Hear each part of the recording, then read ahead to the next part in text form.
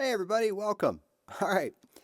Today, something I think really interesting and I think is going to help a lot of people here.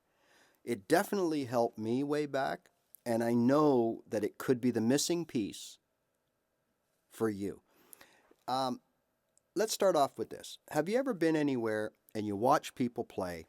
People like you. You're at an open mic or an open jam and you're just watching other people, or you're at your friend's place and everybody's playing guitar. And you say to yourself, I know as much as these people, maybe more. Why did they sound better than me? And you take a look and you try to be objective and you're thinking, wow, they sound better than me. Because let's face it, we're always comparing ourselves to other people. That's just the way it is. It's human nature. And I would come home from these things and I would immediately attack my chord playing and I would start working on making sure my chords were faster and smoother and all this kind of stuff. Or if it was my scales, I would start playing scales and trying to figure out how I can make my scales sound better and all that kind of stuff. When all along, the reason that they sounded better than me was right under my nose, and I completely missed it, right? And what was it? It was their strumming. It was so smooth and so, well, quick, and it sounded really, really good. So, being the analytical type that I am, I took a look at my strumming and I made some changes. And in this video, I'm going to show you what those changes were and how they affected me, and I believe how they can make you a much better strummer, which in turn will make you a much better guitar player at any level. All right, so let's get into it right now. Let's take a look at the art of strumming. All right, so I always thought that there is probably this secret strumming pattern that they don't teach anybody, and you just you get to learn about it or you get to acquire it later on down the road. Okay, that's what I always thought, because I would watch professional guitar players. They didn't strum like me. And then I would watch what I consider good guitar players when I went out somewhere, albeit all on our level, like an amateur level. And I'd say, boy, do they ever sound good and strum good, right? The way I opened this video.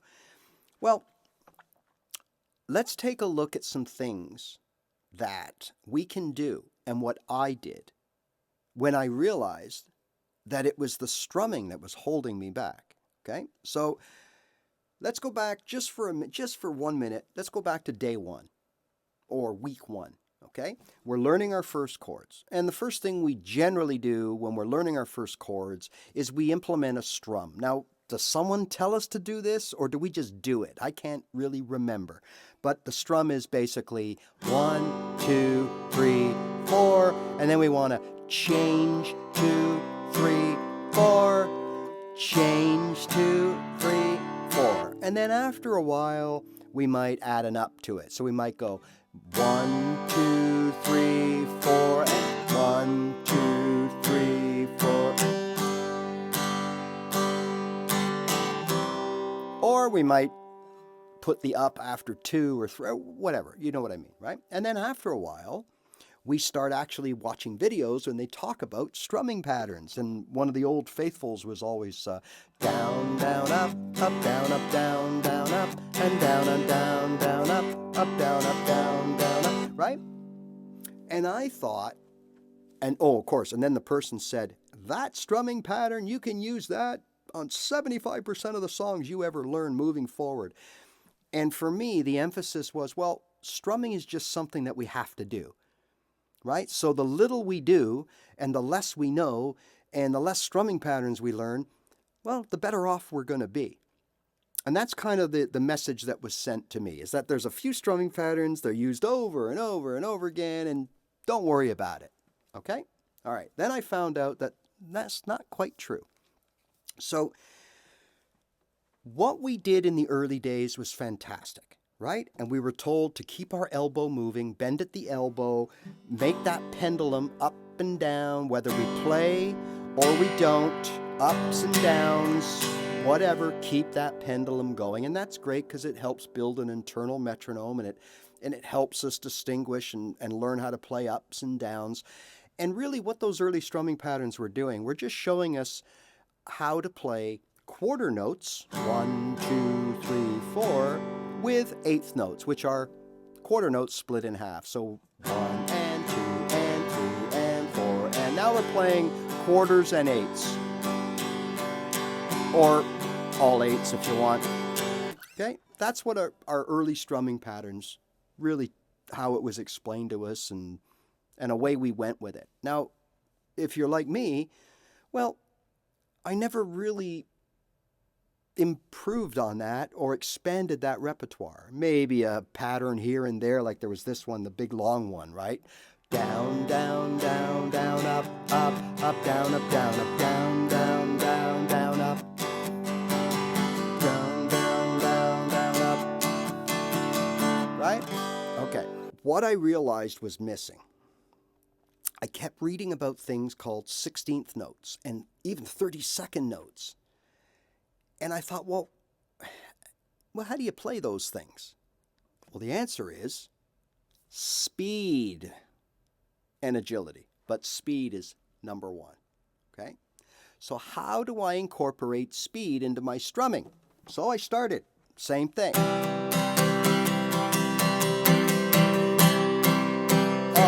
Okay. First thing I noticed is that there was too much movement in my arm. I couldn't, no matter how fast I went, I couldn't play fast. It just sounded like loud mess, okay? Well, the reason is, you remember I told you way back, we talked about the way you play your chords may change because it will allow you to get from one chord to another without all this movement, right? Okay? And movement equals room for error on landing. So the same thing will apply to our right hand. The further up and the further down we go from this elbow pendulum bend that we're taught, the further away from the strings we are. So then when we come back, it takes longer to complete that down and up. Okay, so we can only play so fast. And the further you travel, well, you have less control over how you strike the strings. Are you a little too heavy? Do you strike them in the right spot? And all that stuff. And it all matters, right? So first thing I did was, and this is so, so important, right? The next two things are very important. I replaced my elbow with my wrist. So my wrist was my new elbow. So instead of constantly strumming with this motion, now I'm strumming with this motion, right? Okay, now before I go further with that, there's one other important thing that is critical to this whole thing. It's one word. Tension. Tension. Tension in the way we hold our guitar. Tension in the way we approach and play our guitar. Okay? The way we grab hold of it by the neck and squeeze on, and when we form a C chord and we press the strings right into the fretboard and we're like, ah. I used to play so hard that like my fingers would sweat profusely, okay? And that's kind of natural, but I never kind of got over it. I never worked on it. And I was always tight. So if this hand is tight, well, then guess what? This hand is going to be tight. And your shoulders and your back are going to be tight. And you're just going to attack and hate those strings. That's the natural way of doing things. So we've got to lose the tension. Okay? No matter if you sit or you stand, you want to be cool and confident and smooth, laid back, right? Now with tension comes the evasive pick, right? How many of you, your pick moves around when you strum, and it's all over the place, and it gets to the point that at the end of the song, you're holding on to your pick and it's all sideways and it's at the end of your fingers and you're trying not to, all right? Okay, if that's happening to you, don't worry about it. Well, it's normal. And it will go away when you lose your tension and you become comfortable and you develop a touch and feel for your guitar. And that just comes with time.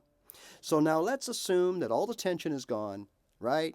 And you've got really good control of your pick. Now your pick will always move around. It still moves around with me. The only difference is I don't worry about it and I fix it on the fly. So I'm strumming, and if I lose control of my pick, I can readjust my pick in the time it takes to blink, and nobody would know. And I'm pretty sure that the higher ups than me, that's what they do as well. All right? So now we've got control of our mechanism again, right? No tension, our pick firmly planted. I go with a much thinner pick. I'm using about a 0.53 millimeter. It's got some good bend to it, but it's not wispy like paper. So if I still have to pick out a note or two, it'll dig in and give me what I need, okay? And it's not too thick that, well, when I strike the strings, it's just too harsh, okay? Now, the last thing is, by using this wrist as my mechanism, I plant my wrist over my string set. Now, all of a sudden, there's no more traveling to hit the strings. I'm right over top of the string set. I never let my hand go higher than the lowest 6th string and as low as or lower than the highest 1st string, okay? So I'm always there ready. My pick is no further than a 1/2 inch to an inch from the strings. So now I have complete control over my string set, right? So now the last piece of the puzzle is I'm still only playing quarters and eighths notes here with the down ups. So the last piece of the puzzle, which is the piece that made everybody sound so much better than me, is the speed. How do I create speed? Well, we've put the mechanism in place now, right? By going from the wrist, we're right over the strings. We can now play 3 or 4 strums in the time it took to strum 2 of these. That's going to create speed. And the next piece of the puzzle is basically just repetition and practice, just like the first time you played your G and your C and your D. And it wasn't very smooth and it wasn't very fast, but after a little while, away you go. And it's the same thing here. I call it a wrist roll, okay? We want to develop, again, because we have no tension now, we want to develop, see that? That's what was missing. Now, not necessarily in that rhythm, but you see the point? Here's my strumming. Now, I could strum I could fret my chords as fast as I want. It's not creating speed. The speed is going to come from here. And all it is just those little, you hear the strings? They all sound the same. They all sound equal. And how fast they are. Da da da da da da da da da da da da da da. That's what we get from the wrist roll. Now, that's not going to happen the first night, okay, or maybe even the second night. But it will happen soon. Now, when that happens and we put all this together, now we got something.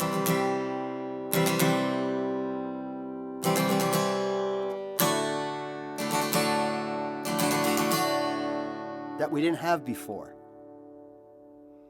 We've got the ability to play what would equal 16th notes or eventually even 32nd notes, right? Although we can always use a pedal to fill in some of those notes, but don't tell anybody. But now we can play quick. And now all of a sudden we have a different sound to our strum.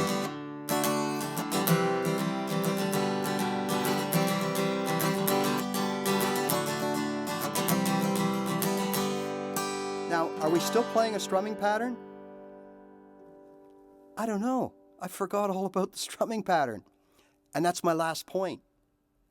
Who cares what the strumming pattern is? Okay? What matters is the end result. So if I'm playing a song, I might start out like this.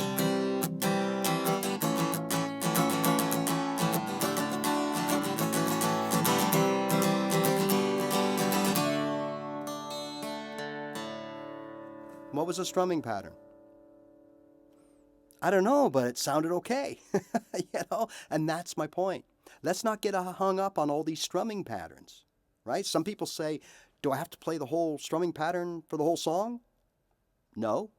You can play one version for a verse, play it a different way for the chorus, a different way for the bridge. You can play anything you want that sounds good. And more importantly, sounds the way you want it to sound. Right? So all of a sudden, we should be not thinking strumming patterns, and we should just be thinking strumming. And there is a difference. Okay? I can still play like this, get the arm going. For certain songs.